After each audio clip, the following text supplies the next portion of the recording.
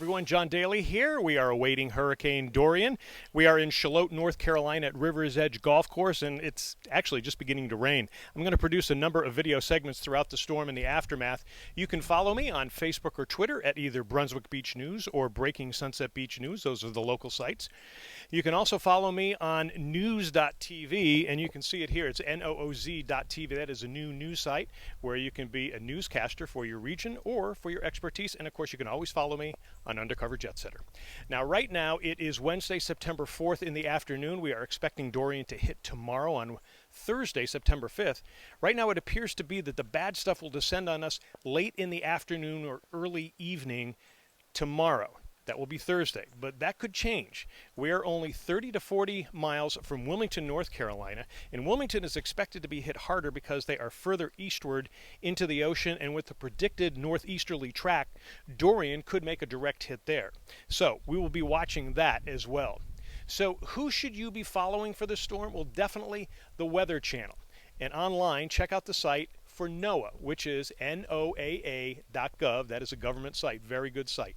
I would also watch your local TV news stations, not only for weather updates, but also for breaking news about damage or flooding near you. Now, some tips we suggest. Contact your neighbors. Let them know you will be around and find out if they're going to be around as well. Remember, once the storm hits, most emergency personnel will not be able to rescue you. You need to rely on neighbors and be ready to help them. Another prep. Get everything off your porches. You do not want to create flying debris. Make sure to stock up on water and charge those batteries.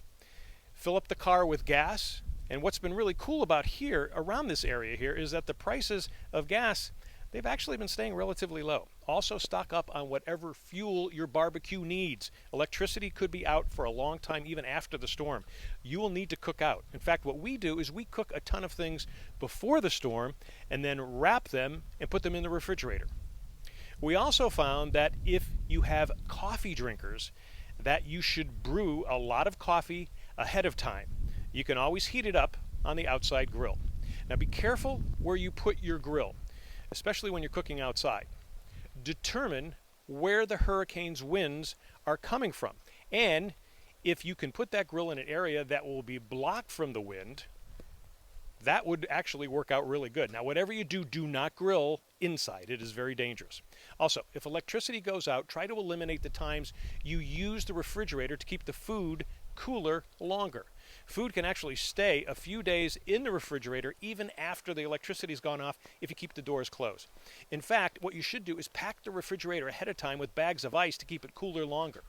Here's another trick. Before the storm, freeze water in a see-through glass.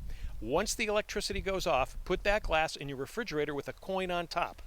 Once the coin has dropped to the bottom, meaning that the ice is melted, it probably means you should not be eating that food in the refrigerator. Another tip is to lower all the shades on your windows. Then turn up the air conditioning. This way, it will be cooler longer if the electricity goes off. Okay, so what if you're shooting videos like me and you're giving updates during the storm? Well, if you're going to do it like that, here are a few tips that I want to tell you about that we have from our book. The first thing is to be safe. You do not need to go out in the middle of a storm without any protection. You can easily shoot from a doorway in your house that is safe. Don't risk injury for a good video clip. The second thing to remember are these 3 rules when shooting video. And this ties into safety too. First of all, shoot horizontal like this. Don't do video vertically. You almost can't use that video. Next, shoot wide. Allow a number of things to happen within your screen. Don't worry if you can't see it right away on the screen. In the editing process, we can squeeze in to see everything. That is the beauty of these new camera phones. They actually don't lose the picture or get fuzzy when you're squeezing in. Next, hold it steady. Don't move. Trying to maneuver for a shot creates really shaking video, and all it does, get you motion sickness. The reason you do these 3 things is because you will get better video, but it will also allow you to pay attention to your surroundings so you don't get injured. Now, if you have any suggestions or tips that we can use, leave them on the page that this video is on. Remember to be safe. We'll be talking to you during and after Dorian. And it's raining now. I'm getting inside.